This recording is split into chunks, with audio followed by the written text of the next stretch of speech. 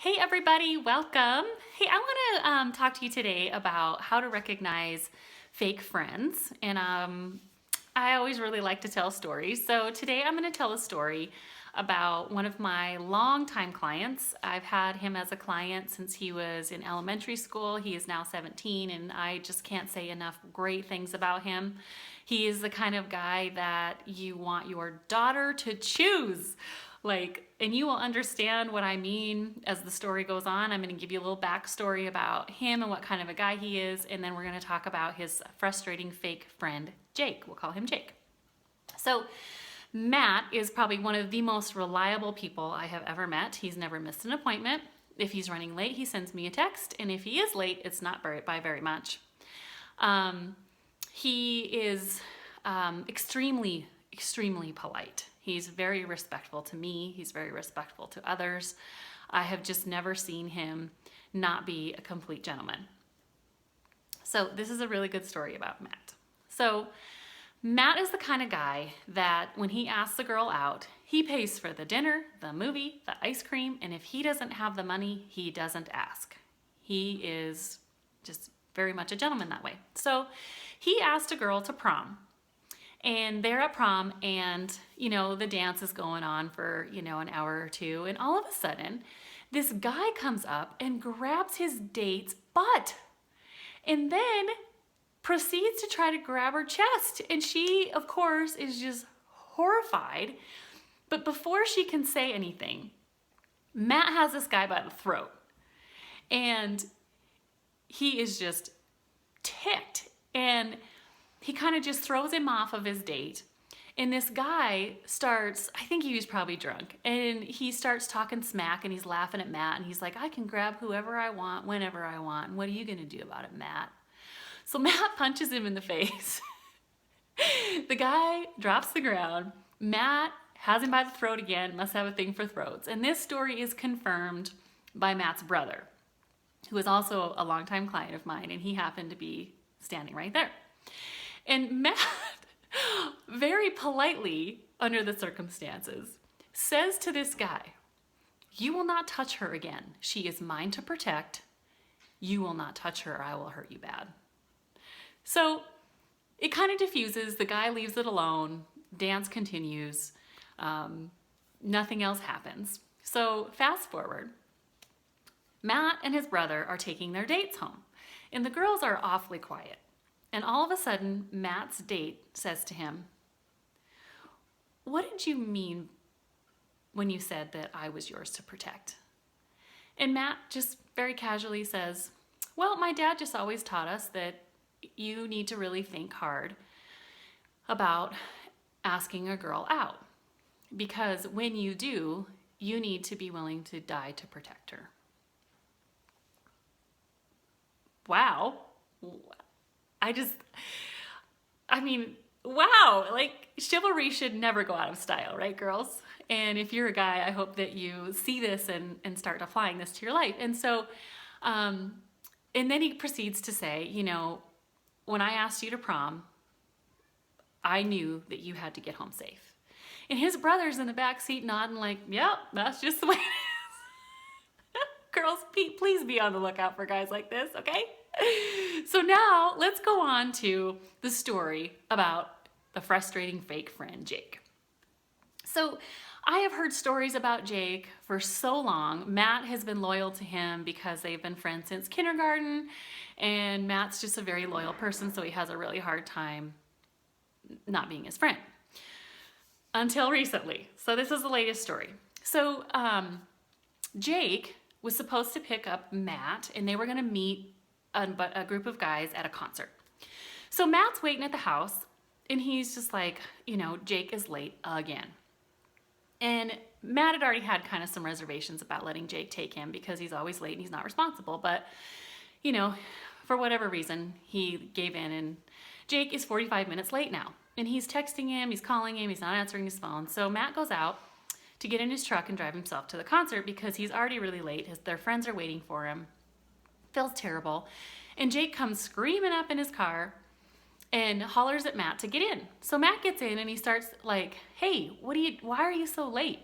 And Jake goes, don't be such a little bitch. That's what he says to Matt.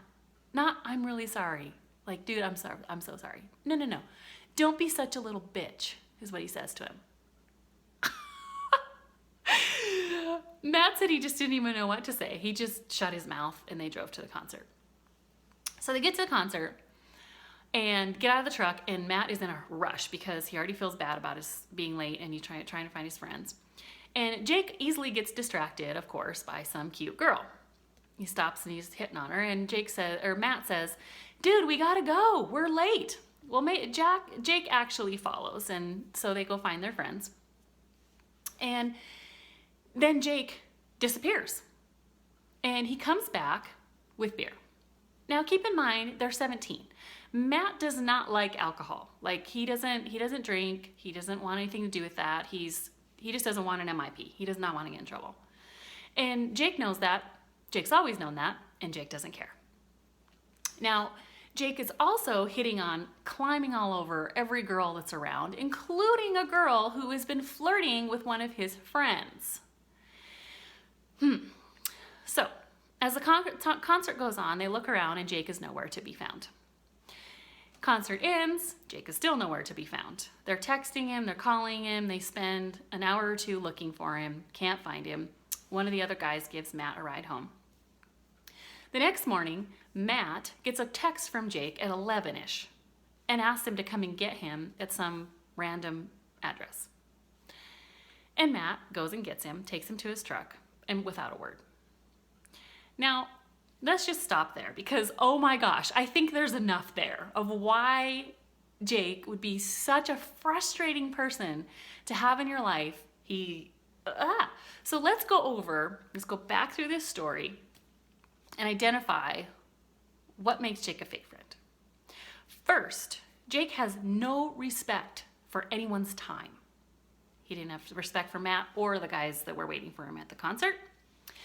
He said, okay, so he messed up. Jake messed up. He was 45 minutes late. He should have said, dude, I'm so sorry. Oh, no. He says, don't be such a little bitch. Excuse me? No, you don't do that. So that's huge. I mean, that makes somebody feel like, they're too sensitive, they're crazy, like, why is this bothering me? It should bother you. And when somebody says that to you, huge problem. Okay? The next thing is he doesn't respect the fact that Matt wants nothing to do with alcohol. He doesn't want an MIP. So he's bringing trouble to Matt. Doesn't care. He is climbing all over a girl who was flirting with one of his friends. Okay, that is kind of an unspoken rule that you don't flirt with someone who's interested in one of your friends. You just don't do that, and he didn't care. He would disappear, and they could not find him. He didn't answer his phone, text, nothing, just didn't care. Then he has the audacity to text Matt, the guy he ditched the night before and was responsible to take home. He texts him the next day and says, hey, would you come and get me? And last but not least, Jake has never once apologized for anything he has ever done. Never. So, easily you could see why he's a fake friend. Now, I know that you guys are thinking of some people as you're listening to me thinking, yeah, that might be a fake friend. And you might even be thinking that, oh my gosh, I do that stuff. Well, stop it, okay? You should not be a frustrating person in someone else's life, okay? Now, the next lesson, the final thing that I'm going to use to wrap this up, what should Matt have done right out of the gate? Can you think of it? Okay. When he got in the car with Jake, and Jake said, don't be such a little bitch, Matt should have got out of the car, walked away, let Jake figure it out.